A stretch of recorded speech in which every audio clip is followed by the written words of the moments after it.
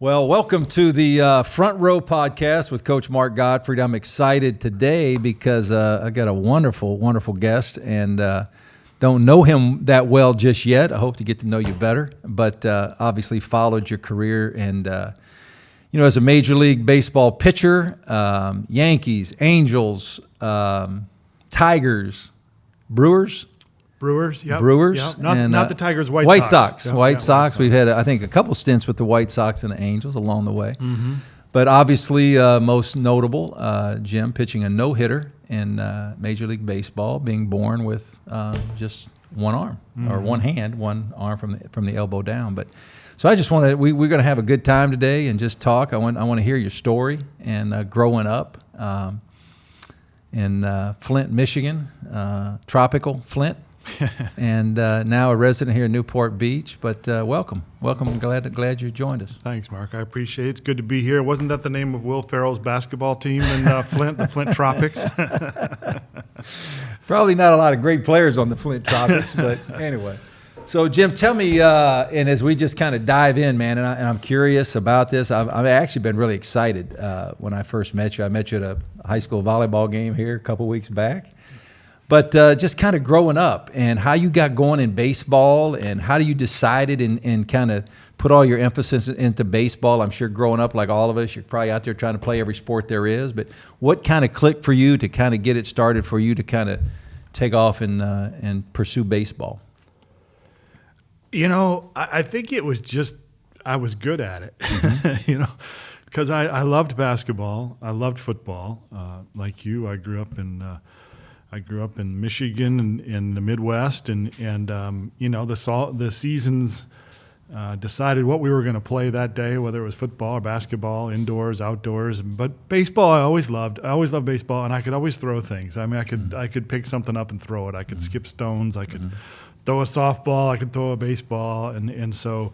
I got on the mound and something clicked. It just seemed very natural to me and exciting. So when you were young, Jim, and I guess I'm sure you do a lot of motivational speaking, and I would love to actually hear you speak and visit with you on that. But when you're young, and kids can be cruel, that's just part of life. And here you are, and from pretty much your elbow down on your right hand, your arm stops right here.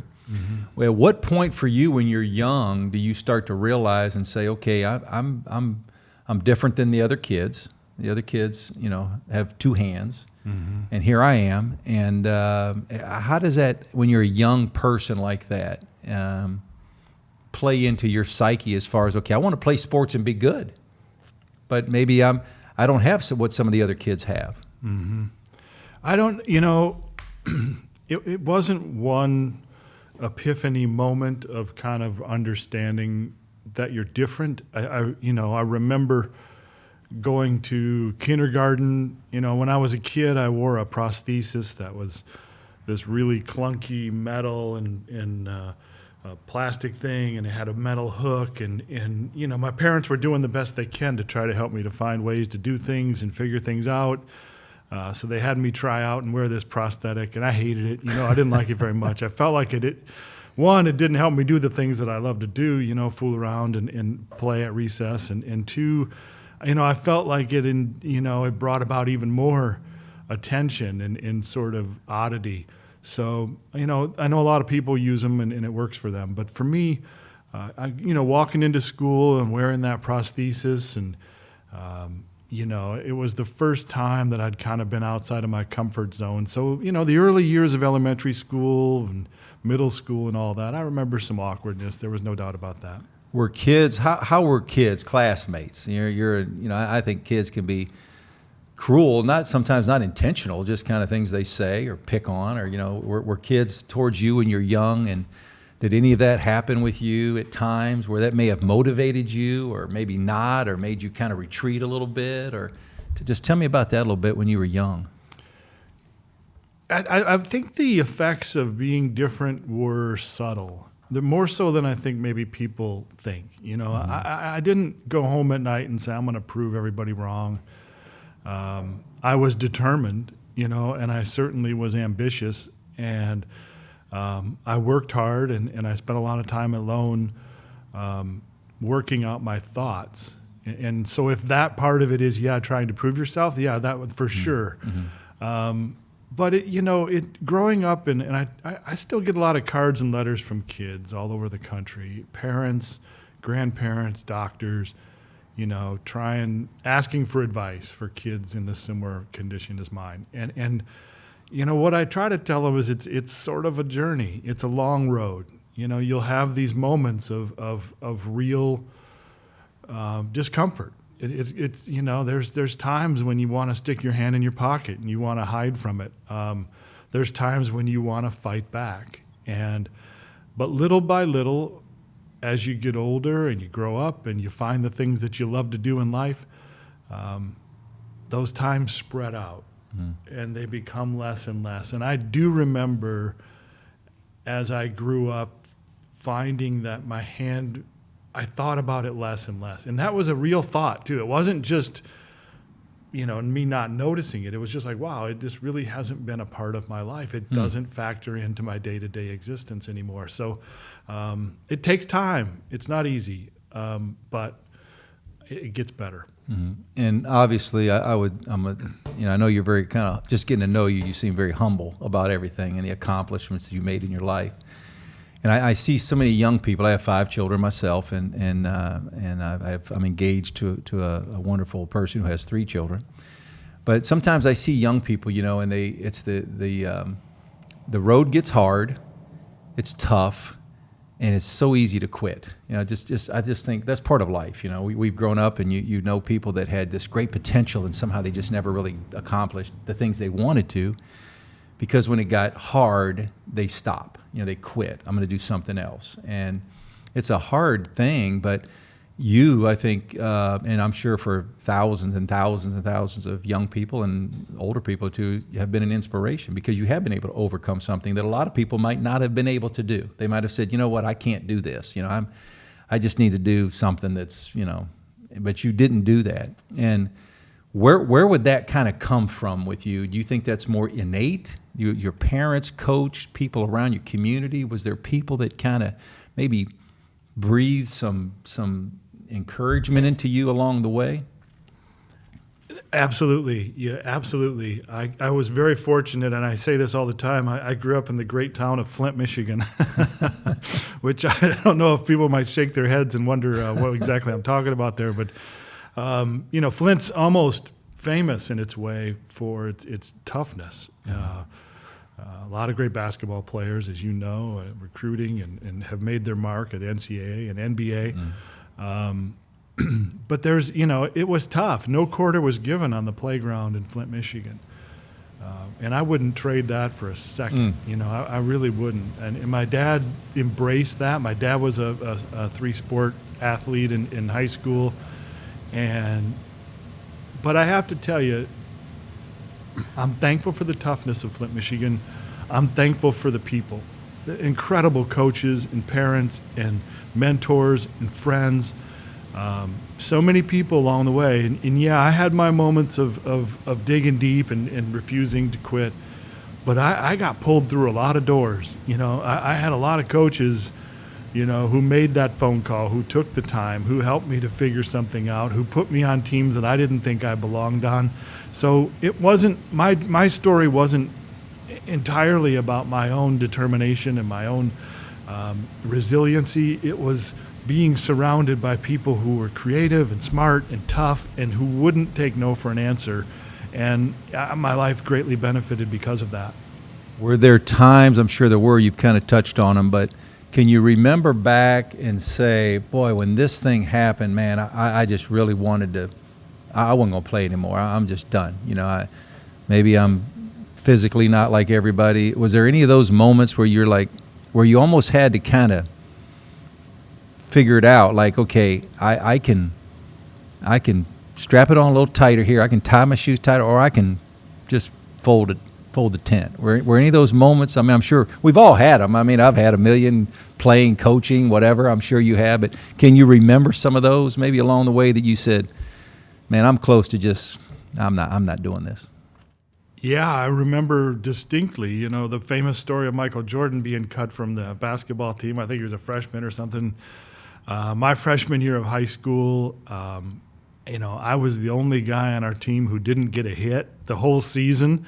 And I fancied myself as a decent hitter too. I mean, I wasn't just a pitcher. I thought I could hit, and didn't get a hit. I mean, I didn't even come close. I was, just not a contributor on that team. And maybe pitched a little bit, but not a lot. And the following year as a sophomore, and we all have these stories, but the head coach on the team brought me up to the varsity team. So I went from the freshman team to the varsity team, and I had real questions about whether I belonged with these juniors and seniors and guys who seemed a lot older and bigger and stronger. And he kind of took me aside and said, "Don't you think for a second that you're going down to JV or going anywhere else? You're going to play at varsity." The clouds opened, and all of a sudden I, pitched in a few games, had some success, maybe got a hit or two. But yeah, so, I mean, that seems like a small thing. But I was at a precipice. I really was. I think that it wasn't really all that much longer before I was pitching in college and then pitching in the major leagues. And I was very close to just saying, maybe sports is not for me. And as much as I loved them. It's interesting how we all my dad was a small college basketball coach, later became an athletic director at University of South Alabama, which, by the way, I'm going to jump around here for a second, but you got to hold on and follow me here. You had 2 hits in the big leagues, I think I read, off the same guy, John Lieber, who I know well. Well. He played at South Alabama in Mobile, Alabama, where my family lives now. So I know John. That's fantastic.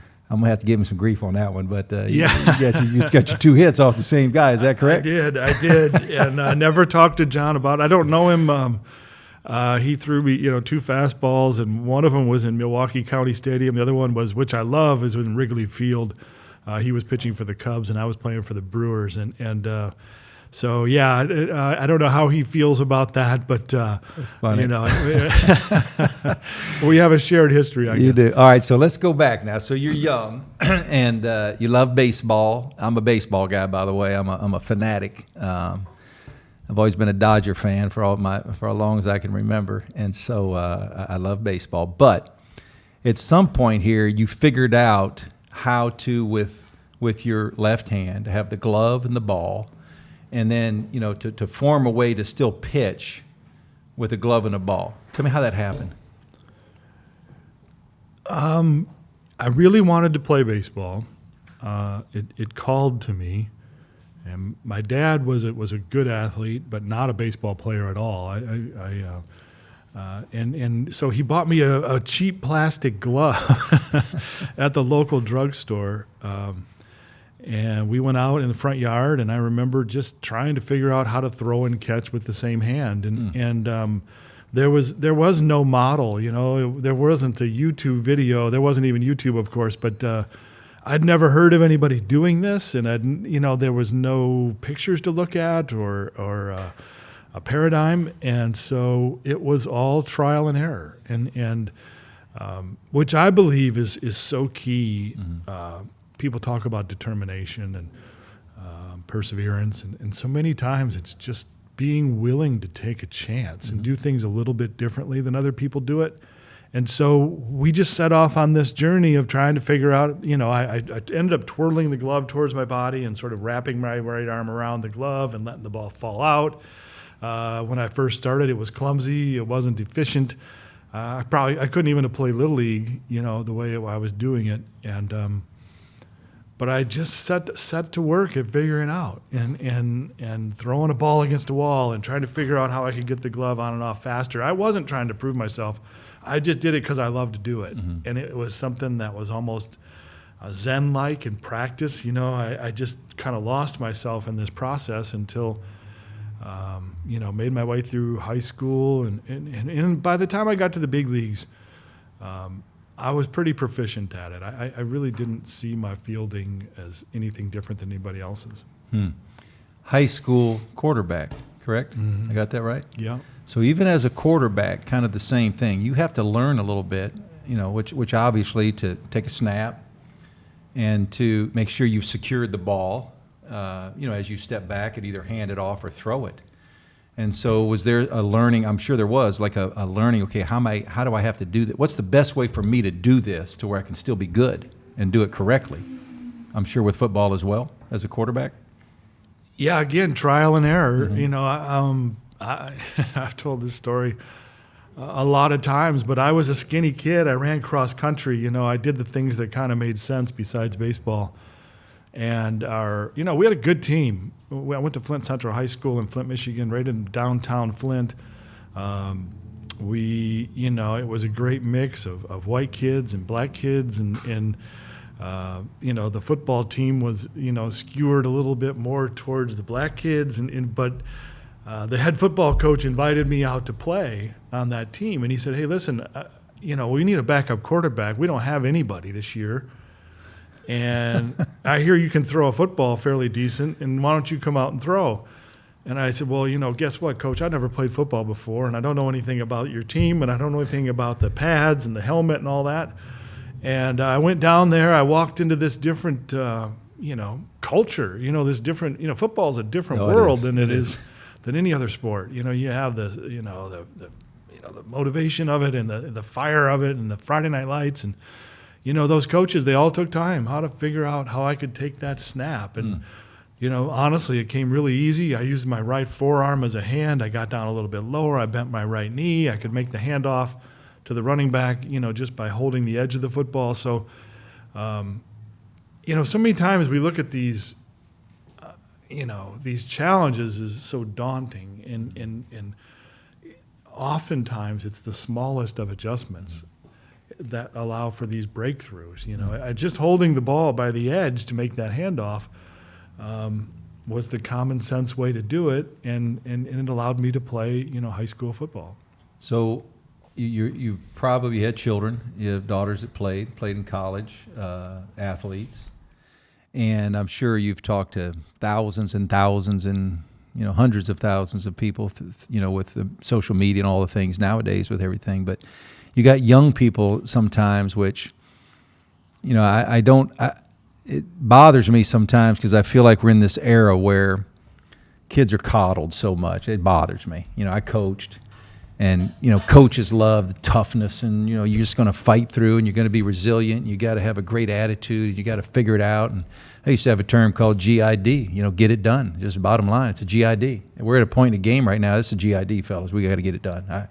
Whether it's a defensive stop or making a play or executing or whatever it may be. That's part of it. But I kind of feel like we're in this era where there's young people that, I hate saying it because they're still wonderful. Young people are amazing. They always are and will be. But sometimes I don't know if we're missing some of that toughness now that maybe we had, or you got in Flint, Michigan, and you grew up and you go out to the playground and play. And,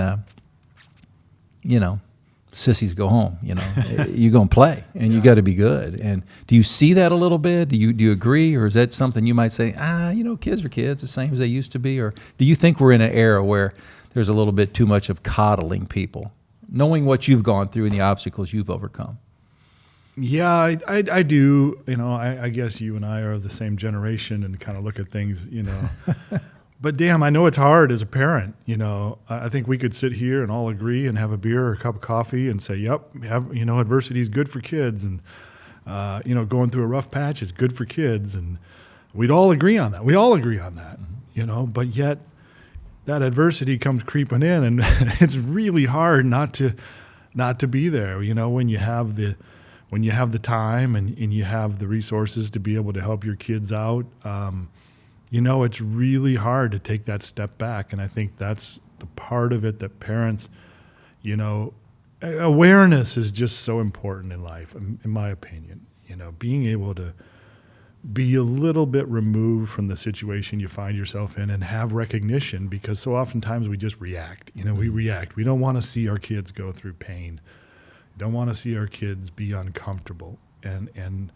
And that's where resiliency comes from, those times and those situations. And as hard as it is to watch them go through that and face real consequences that are not going to be easy to get through, I get it. As a parent, I totally get it. I admire the parents who have the awareness and the understanding of life to be able to allow their kids to experience difficulty. Yeah. So now you've had a great high school career. You go off, and now you're going to Michigan. Go Big Blue. So you're all fired up from Flint. You're heading to Ann Arbor, and you're going to pitch. Did you think about going anywhere else, or was it just Michigan? I'm going to. If they offer me, I'm going. Was that the way it was? It was. Yeah, I was. I'll date myself here. I was a huge Rick Leach fan. Rick Leach was a quarterback at the University of Michigan. Oh, yeah. He came from Flint Southwestern. He was a 3-sport all-state player. He played 4 years at Michigan, and he was my hero. He was somebody I looked to, and so, I used to draw pictures of him when I was a kid, and so when Michigan offered me, that was my dream. I wanted to play there. I was drafted by the Blue Jays out of high school. And they were tremendous. They were very flattering. I flew to Toronto. I pitched in the exhibition stadium against some great Blue Jays, and I met Todd Stottlemyre, who was their #1 pick that year. And I called my mom and told her I thought maybe professional baseball was for me, and she told me to come on home, get my degree, and best decision ever. I love going to school in Ann Arbor. I wasn't ready as a kid. I wasn't ready as a student. I wasn't ready as a baseball player to play professional baseball. And Michigan helped me to develop that I could take on that challenge. Mm-hmm. Great step in life. I think for a lot of people that the college, not that it doesn't work if you go straight out of high school, but that college experience does prepare. I think even as a college basketball coach, I've had some guys one and dones that play 1 year and go to the NBA, and they've done well and they've done some things. But I think that college experience, there's something about that too. I think that's great for young people as they transition from high school to, later becoming adult along the way. So I'm glad to hear that for you, and that's worked out. Let me ask you this one. So I'm a basketball coach, or coached basketball for almost 35 years and played it, and there were times as a coach where I would. If I saw something in someone's shot a little bit or their elbow, and I would, you don't want to change everything. Some things they do well enough that they've got to this point, but I want to help refine what they already do. If they're a really good shooter, but, maybe too much thumb on the ball or the elbow's out or whatever it may be in part of a skill. So as you go from each level, so now you're in high school, now you're at Michigan, was there coaches along the way that really wanted to change or tweak how you pitched, held the ball, used your glove, all the things that you had to do?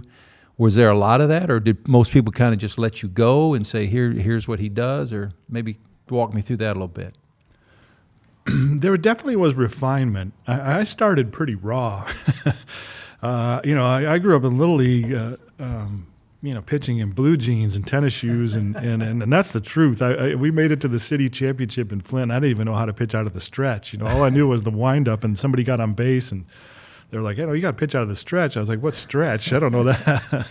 So I was pretty raw, and I got to college, and my coach was Bud Middaugh at the University of Michigan. He was a good pitching coach. He really understood the mechanics, and not in a very complicated way, but a very simple way. So I had a very simple delivery, which it could be argued that by keeping my right hand tucked into my body, it kept me a little bit more compact, allowed for a little bit smoother arm flow with my left hand. And so by the time I got to professional baseball, although I will say, one of the most formative experiences of my life, I played at Michigan under Coach Middaugh, which the college experience is incredible. But I played on the Olympic team, I played on the Pan Am team, and I had some wonderful pitching coaches in those environments who, Skip Bertman from LSU, who's a legend. We had Jim Morris, who's a University of Miami coach. So, I was exposed to some real minds, some real pitching college. By the time I got to the pros, I was pretty well refined. I had to learn some things in terms of grips, but mechanically, I was pretty tight. Easier or you're in the stretch, you got a guy on first or a guy on third for you. Did it matter? Was one of those much more easier because of just the one hand with the glove, using the glove, or if I had a guy on second and I'm going to try to pick him off or first, what was going through your mind with that? Or was it, or just the same? Didn't matter. Yeah. Just the way your body had to turn, or My hand didn't play any part of how I thought on the mound. Other than the only difference that I really had to work around was disguising my pitches, because you see most pitchers. Andy Pettit would be the most famous one that has that glove right in front of his face, and he's got it wide open. He's got his other hand in there, and they're hiding the grip of the ball. Because obviously every fastball is different, curveball is different, slider, split finger, changeup, everything's different. So for me, I couldn't do that, so I had to kind of hide the ball behind my glove, and sometimes, that exposed the third base coach or the first base coach to, what I might be throwing. And the same thing went out of the stretch. So I had to kind of twirl the ball a little bit. I wasn't able to set my grip until later on within the windup or the stretch, when at that point it'd be too late to get a signal to the hitter about what was coming. So the mechanics of fielding, I didn't think about. My mechanics of delivery, I didn't think about. The only thing that was really kind of different about my pitching was having to hide the grip of the ball. And as you go up the baseball ladder, they become better and better at seeing every little nuance, every little twirl of the ball, every little movement in your glove. And that was the battle for me at the big league level. you're in the Olympics. I think it was 88. Would that have been right? 88? Let me go back in my mind. 88. 88. I'm an Olympic kind of guy. Seoul Korea. Was it Seoul, Korea? Yeah, Seoul, Korea. So you're in Seoul, Korea. It's 88, and you're in the Olympics. What stands out to you from that? That experience of being an Olympian. You're an Olympian. You're representing the United States of America. What stands out to you? The village itself is just, and I remember, David Robinson and Manning, was Manning from Kansas, Danny Manning.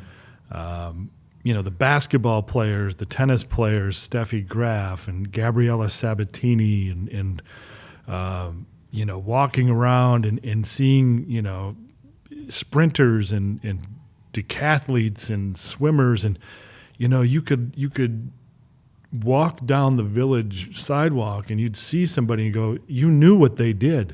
You didn't have to tell you, because their body told you what their event was. It really was incredible. Boxers and just the excitement of that atmosphere. And baseball players, obviously it's a little weird because we weren't the athletes that these other people were, and frankly, this wasn't the culmination of our dreams. As exciting as it was to get there and as fun as it was to compete, you knew that people had trained their whole lives for this moment, and we sort of just stumbled into it. We found ourselves there, and we had a great time. We probably had a little bit more fun than we should have in Korea. A lot of American support in Itaewon with the army situation they have there right on the border.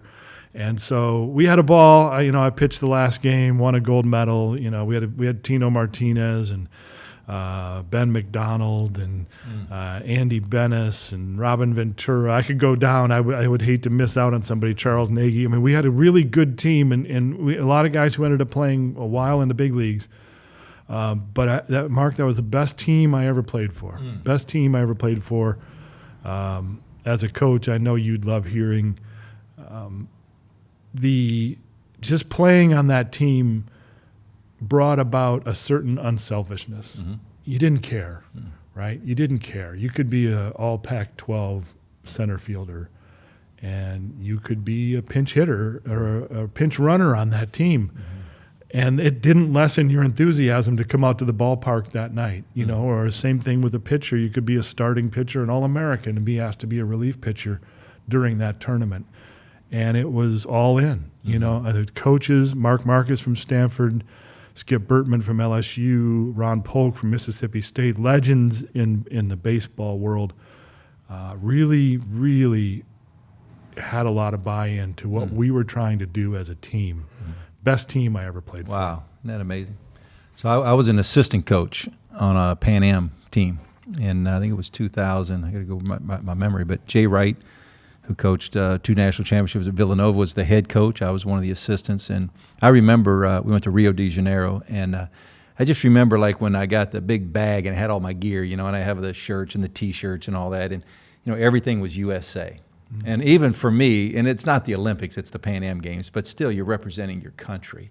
Like for me, I just remember like opening the bag up, and here I am, an adult, I'm a grown up, and I'm going through the bag, and I'm just, man, I'm giddy. Like, okay, I got my shorts, everything says USA, and I'm realizing, you're representing your country. We're playing against Argentina and Brazil and, all the countries there in basketball. But just that feeling had to be, and even for you in the Olympics, had just to be, even as we get older in life, we look back at these things that were amazing, and I'm sure for you that had to be just one of those times, it was just an amazing opportunity that you were thankful to be a part of, I would assume. No, it was I'm so thankful you have to be born at the right time, for it to work out that you're a certain age, particularly when it's an amateur sport and at college is important. And that's what baseball was at that time. There were no professional players on that team. We won a gold medal. I was out there for the final out and celebrating with my teammates, at the bottom of that pile, 25 guys, that I really came to love. And they're all piled on top of you. Your face is in the mud and just screaming, literally screaming, how happy, you were.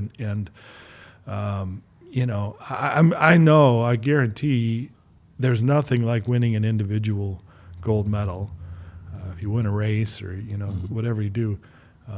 But sharing it with 25 other guys, and flying home. I'll never forget flying home on that plane. And we all went our separate ways. Some went on to major league careers, others didn't. But I don't think any of us knew at that moment how rare that experience could be. Right. How few teams, and there's a lot of teams in life. You can create that. You can try. Mm-hmm. And it was very rare, very rare. I coached at UCLA, and we won a national championship. And at the time, 1995, and it's an amazing thing. And we're all just, hugging and celebrating. And, you understand it's a huge deal. You win a national championship, and it's at UCLA. 3 nights later, we're on the David Letterman show. Then we're on a parade at Disneyland, all the things going on. But what I learned was later in life, as we all got older and those players and, everybody got older, there was this bond that it's different than all the other teams. Not that the other teams weren't great and special and you had wonderful people, but reaching an accomplishment like that, we had a Zoom call right at the beginning of the COVID period, and every player, every coach, every manager, everybody got on this call. And this was how many years later. And there was a bond there, probably like your group of Olympian baseball players. There's just, you can call one of those guys or bump into them or see them somewhere. There's just a different type bond, I would imagine, because I know it's that way for me, being a part of a team that wins the national championship. And the other players were wonderful, but that group it becomes different. Yeah, there's a pride there, isn't there? There's no question about it. And I've been thinking a lot about this lately. I'm lucky enough to speak about, adversity and perseverance, sticking with it, obstacles, challenges. I don't think we can underrate the challenge of being on the verge of something really, really exciting, really fun, something that you really want badly.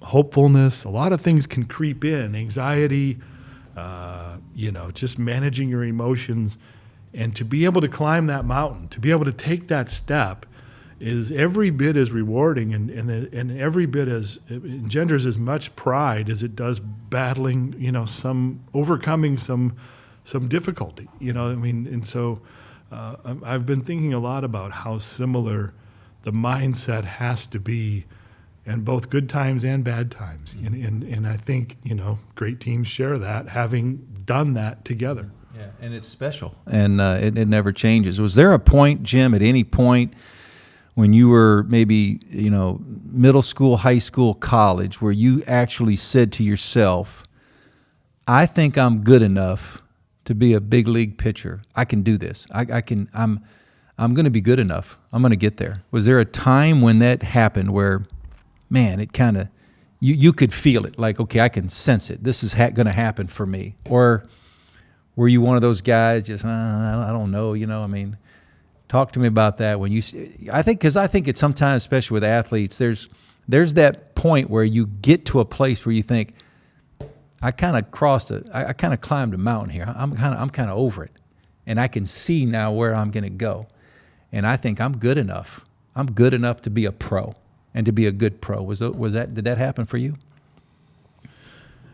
The USA teams were a big boost for me in terms of belief of what I could do.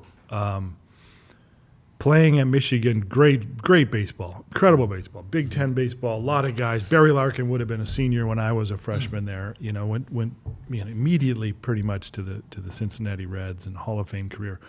A lot of great baseball players in the Big Ten, but you'd be lying if you weren't looking at the Pac-12 and in the SEC and the different places around the country and wondering how you stack up against these great players. Right. And to come, the USA teams that I played on were entirely made up of collegiate players.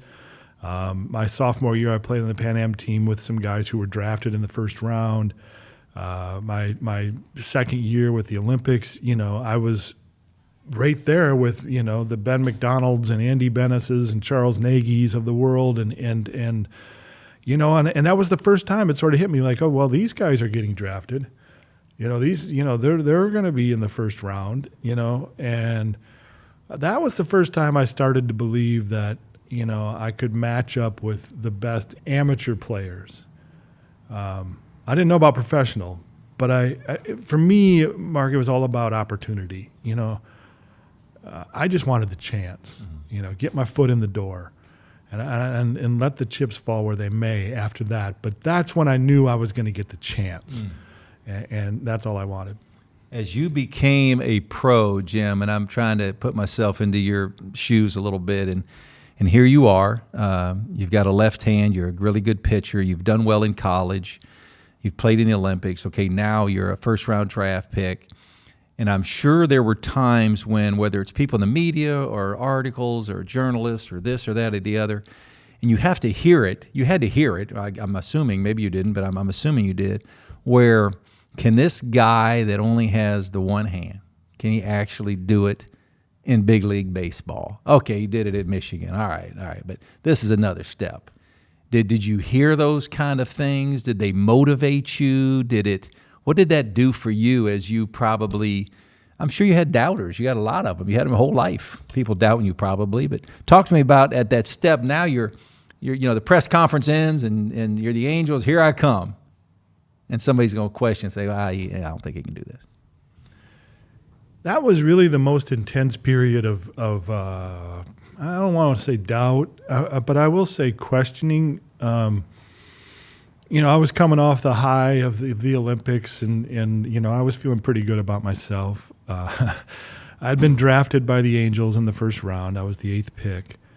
And I came to spring training, and that's when, the media, I can't imagine what it would be now, because the media then was, it was overwhelming. And, and even with the analytics now, I mean, it's so refined and so detailed. I'm sure they would have nailed down even more statistics of why this shouldn't happen. But it was the first time I sort of read and heard things that were doubt, that were, can you do a rundown? Can you, some of the most weird, unimaginable hypotheticals on a baseball field were like, well, can he do this or can he do that? But again, and my story is one of just incredible support, incredible encouragement for every person who doubted. I was invited to big league spring training. I met a man named Marcel Latchman, who was my pitching coach and a wonderful human being. And we just set about figuring it out. We worked on disguising the pitches. We worked on fielding a bunt down the third base line and some of those things that might, it's a fast game. The big leagues, and you would know this, and you go from college and then, you go to minor leagues, A ball's a little faster and double A's a little faster and triple A's a little faster, but it's still not the big leagues. Right. Everything, the biggest difference is speed. Yeah. And how quickly and decisively you have to do things. And so, we set about trying to figure that out. And so, without getting too deep into it, so you got some people probably questioning you. You're young. You're a first rounder. You're excited, but like everybody, you're probably nervous. Okay, I'm gonna do this. You're anxious, and but then these comments or media or somebody or somehow it forces you to have a little bit of doubt. And like, where did you go? Like, who did you go to? Did you have a person? You mentioned a coach. I don't know, maybe if your parents at that time were, I don't know, maybe your girlfriend or wife. I don't know if you were married at the time, but like where? Because I think sometimes people need that. They need somebody just to talk to say, I'm just struggling here, and I'm going to get through it. But did you have people like that? Where did you go to for that when you had those moments? Yeah, I at several different levels. It happened so quickly for me. I was 21 years old. I went to spring training after the Olympics, and I made the team. So I was kind of thrust into this world that I wasn't expecting. I thought I was going to go to Double-A.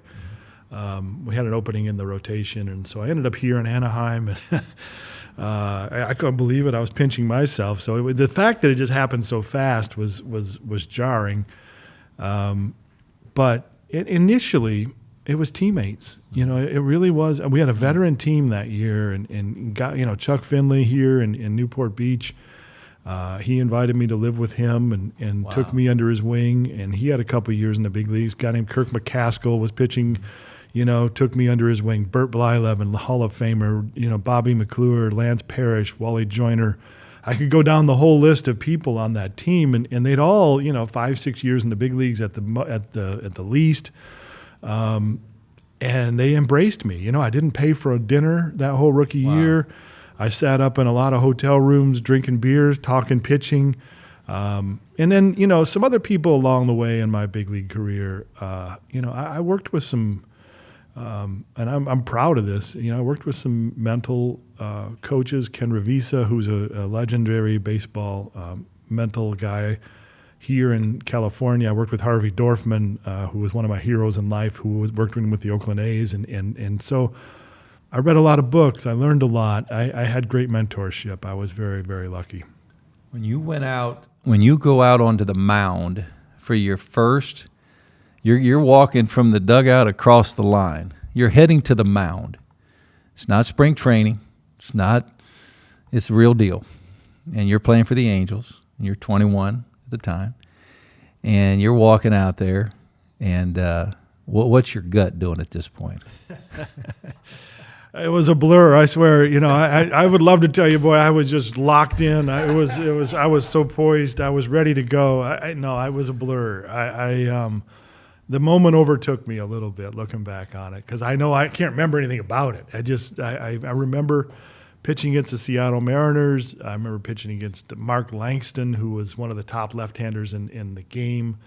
And a guy who I emulated growing up, and now is a great friend. We ended up being teammates here with the Angels for a long time.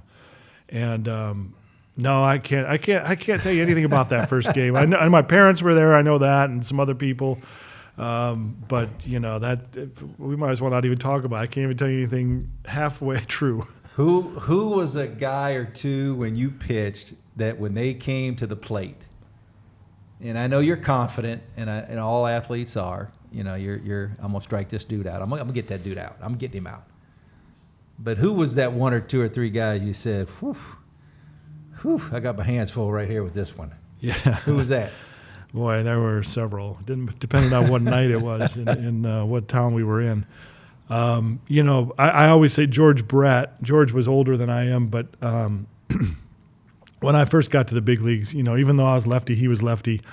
I couldn't get George Brett out. I mean, I could not get him out, and I didn't know how to because I was limited as a young pitcher. You know, I didn't change speeds well, particularly to a left-hander, and so he wasn't a guy that you could pitch inside or outside. He could hit either of those. You had to move him back and forth a little bit, and so yeah, he wore me out. I couldn't get him out to save my life. Mark McGuire, I think, hit more home runs off me than anybody else.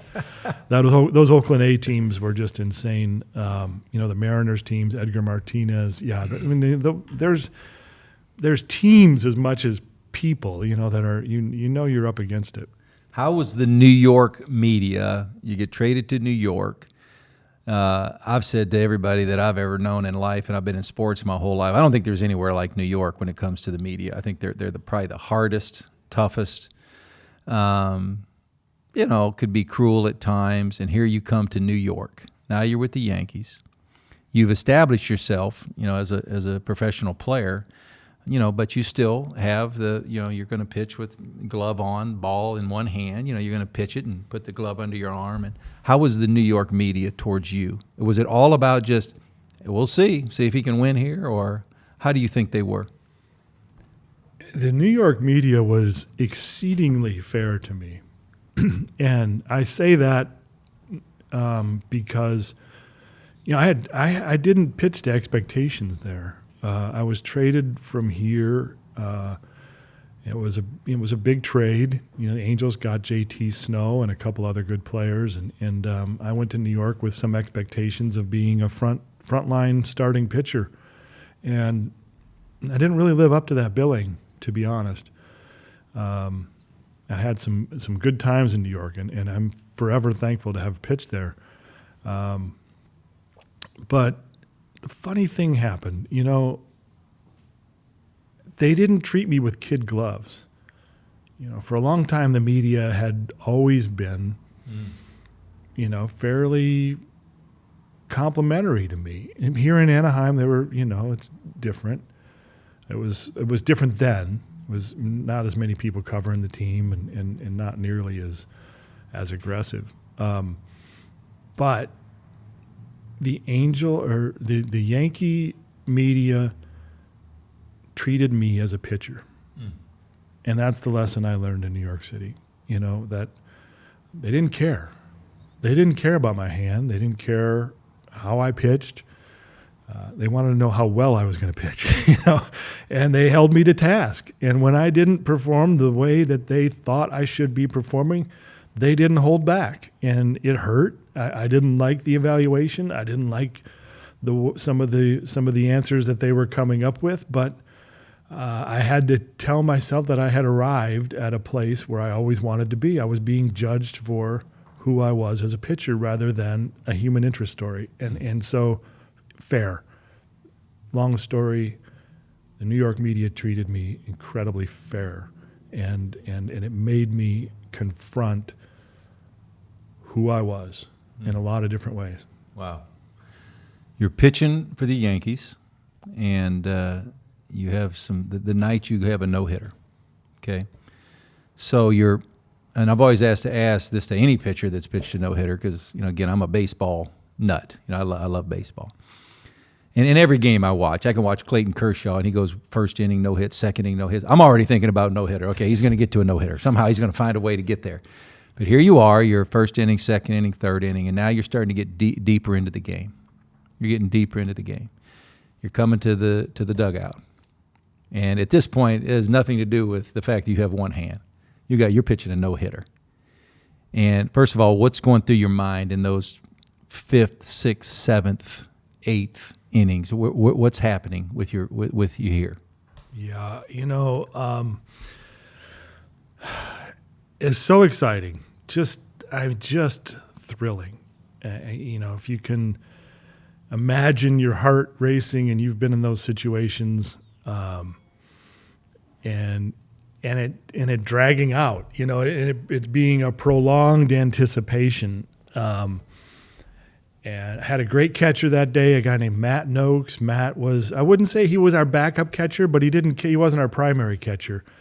And he was just so enthusiastic. You know, the smile on his face, you could see it behind the mask and the fist pump, and to see how into it he was.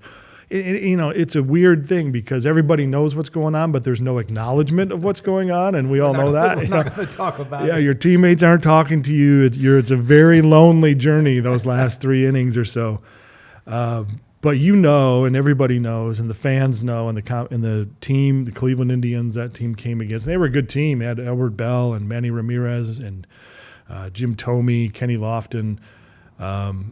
You know, it's just this expectation in the stands, people pounding on the dugout, you know, jumping up and down, banging the seats, just their excitement over that moment. You know, it just you absorb it, you feel it, and you know that last out is like an explosion of emotion and just like whoa, disbelief, you know, and it hits you, and it's just incredible. I think no-hitters are amazing, but I would have to guess a little bit that a no-hitter with that logo right here of New York, I don't know, maybe I'm just saying that, but to me that would even feel just a little more different because it is New York. It is the Yankees. It's probably the most, I mean, me and my buddies argue all the time, the most iconic logos there are in sports, in the world.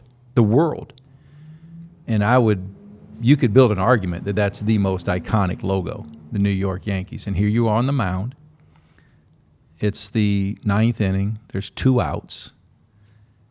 And you got to face in this. Here it comes. So now we're here. Now we're at the last out. What's going through your mind? Matty Noakes, you know, the catcher, you see that smile, and I see him back there. And we had talked a lot about, gosh, go on and on. But, you know, so much of performance and execution is about trust and belief, and particularly pitching. You know, you have to trust, you have to believe.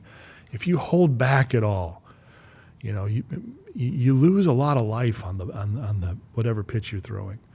And so you have to have trust with your catcher, and you have to have trust in yourself. And when you have these swirling environments and you have that trust can dissipate. So it becomes a fight, you know, to finish, to execute, to believe with conviction. And so I felt all those things. You know, that was what I was thinking about in that last, you know, those last few outs. But yeah, I mean, I will agree with you that, you know, I hated the Yankees. I grew up a Tigers fan. You know, when I got traded to the Yankees, I looked down at those pinstripes and it felt like the weirdest outfit I've ever. I said, I don't know if I can do this, you know. But it is magnified. It's intense. There's a connection, not only with the uniform, but with the stadium, with the city, and you know, getting that last out in Yankee Stadium has allowed me a connection to that organization and to that city. And I've always loved New York City. Mm-hmm. The people have treated me so well, and I cherish that. I really do. I walk down the street in New York, and people remember the date, you know, and to this day, you know, Jimmy, you know, so. Isn't that great? Whether you love the Yankees or you hate them, it is different. No question. So now the game ends. Exhilaration. It's, you know, when you stand in that moment, you know, and us in sports, we've had moments, you know, maybe not like that, but, you know, there's been some amazing moments. And you never have looked at yourself as a guy that, you know, okay, I have one hand and you just pitched. You know, at some point you just pitching. I'm pitching now. That doesn't. But it becomes the story. You know, there's been other guys that have pitched no hitters, but nobody that's ever pitched in Major League Baseball that's thrown a no hitter that you have to have the glove and the ball in the same hand before you pitch it. And now that becomes the story. How was that to kind of, because I'm sure people, they're not trying to be insensitive, but it's a story. It is. It's just, here's a guy that's just done something that probably nobody ever thought would ever happen, ever, in the big leagues. And you did it. What's going through your mind there? You know, Mark, it was, it didn't really hit me so much at the time, because I love my teammates. I love Donnie Mattingly and Wade Boggs and Bernie Williams and Paul O'Neill, and, you know, I was just so happy to share that moment with them and to share it with my wife, and that night in Manhattan, walking around signing autographs, and one night, the King of New York, it was crazy. It was absolutely nuts. But you're right. The next morning, I woke up with a decent hangover, a decent headache. I drank entirely too much champagne that night, and I came to the ballpark, and there was a throng of media. There was a camera crews everywhere, and I got the sense that this, it was a little different. It was, Right. and I got to my locker, and there was, people had flown in, big time reporters had flown in from around the country to write these pieces, and so I guess the answer to your question, not to be too long winded, I love that game for those reasons, and my hand is something that I had an interesting relationship, or have had an interesting relationship. There's times I hated it. There's times I loved it. There's times I was proud of it. There's times I hid my hand in my pocket, right? And my point playing, and I tried to be consistent with this because it was true. I wanted to be good, like you said. Yes, it's fantastic to play. I didn't want the message from my career to be just participation, just being there. I felt if you could play and succeed and do well, then that's an even better story. That's even more of a connection. And that's exactly what that no-hitter did. And hey, I walked a few guys that day. There was some hard hit balls. It wasn't a perfect game. Right. But it was a no-hitter. And I know deep in my heart how many people like me, how many parents with kids like me have connected with that, saying, if that could happen, what else could happen? You know what I mean? So, yes, it's one game, but there's a story there, there's a connection there that it makes a lot of my career, very, very special, I think, to people out there, and that means a lot to me. Well, because so many people, as you know, people struggle with all kind of things in life, and to see somebody that's overcome something and reach that level, it's inspirational. It is to people, and you're a credit to that. And the way you handle it too, Jim, the way you're humble and all the things you do, it's really, it just comes right out. First time I met you a few weeks ago, you could tell right off the bat, this is not a guy that's just caught up in himself, but you have overcome something and achieved a tremendous amount, and so it's an amazing thing. And so, Jim, one thing I always ask people of, and again, I mentioned earlier, I have 5 children, and you have 2 daughters, correct, that played college sports, playing, and they've excelled, and they've played really well, and maybe you have already done this, but I always ask this question, and it's always, I get interesting answers. But if I could gift my children, if I could gift them, breathe into them certain characteristics, if I could say, man, I just want you to have this, whatever that may be, and some people they have all kind of answers. But I look at my children, and sometimes as a parent you say, boy, I did a pretty good job, and then sometimes you go, oh boy, I didn't do a very good job. It's just the way being a parent is.